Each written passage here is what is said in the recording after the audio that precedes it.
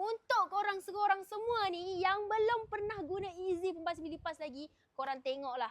Ini semua hasil kita dapat pungut dekat dalam live hari ni. Korang tengoklah sini pasal-pasalnya. Bukan main rancak lagi korang mengoda ya. Hari ni abang akak, ya Allah hai, Easy Pembasmi Lipas dalam kereta buat sale kau-kau punya abang akak.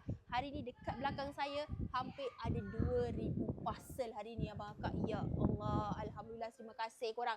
Untuk yang tak tahu lagi macam mana cara penggunaan Easy Pembasmi Lipas, untuk cara penggunaan Easy Pembasmi Lipas dalam kereta, abang akak hanya perlu start enjin kereta, hidupkan aircon, buka full volume blower, ambil saja tip di sini, goncangkan dulu, tekan button dan biarkan selama 10 hingga 15 minit kat dalam kereta, dan lepas tu abang akak boleh biarkan dalam kereta.